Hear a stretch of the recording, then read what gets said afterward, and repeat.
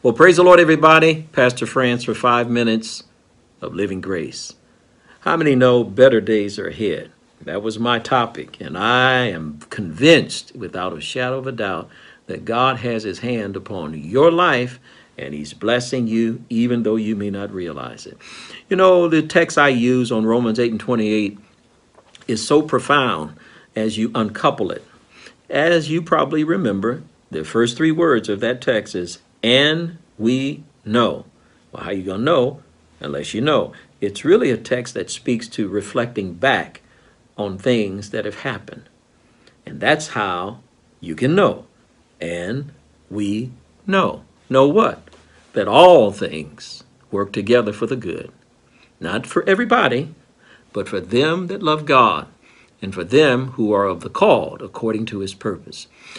That text, if you look at it in the times in which we live, it even has application in a general sense. How so? If you look at right now, the real estate business, just in residential real estate, not as much as in commercial, but certainly in residential, this business is booming. Get this now, as a result of COVID. And COVID is obviously not good. But it has worked together for the good for the people in the residential real estate business. Do you not know that many people are receiving 20 and 30% profit on their properties? Many people are buying properties with cash deals. It is amazing how the business is booming. And not just the real estate business itself, but the ancillary businesses that are tied to the real estate business, the contracting business, general contractors, landscaping, masonry business, carpentry, I think I may have said that. All of these businesses are booming, but not for everybody, but for a select group of people. I'm headed there. Yeah, you know where I'm going. Because as you look at the church age now, when you look at churches, do you not know, and again, not for everybody, but for some churches, they are receiving greater offerings with nobody in the pews, hardly, than what they were receiving when the pews were filled. Not for everybody, but for some folks, some churches, some pastors. That is phenomenal. And that has great application when you put that into perspective for you. Because all things don't work together for good for everybody. The text is very clear. For them that love God and for them that are called according to his purpose. I said better days are ahead for you.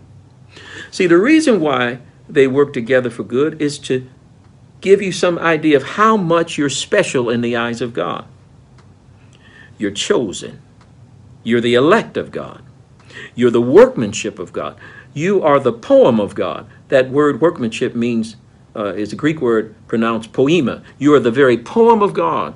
The only way in which people get to know who God is through people like you. And that's why all things will work together for the good for you. Now, it should be understood, and you know this, that he didn't say in the text that all things were good. There are many things out here that are absolutely evil, and I don't have to tell you about it. We need not remind you of the racism that's going on and the constant devaluing of the lives of black and brown people. That's undeniable. And I can't explain it, and I don't understand all of the ramifications of it. But the text never really said that all things were good, because all things are not good and all things don't make you happy. And in fact of the matter is, the things that do make you happy are not necessarily good, but the text says all things will work together for good.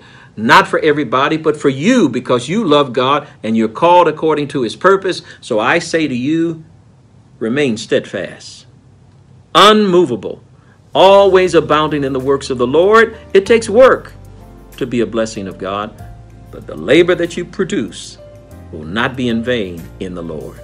I said better days are ahead for you. And that's a word from the Lord for you today. May God bless you.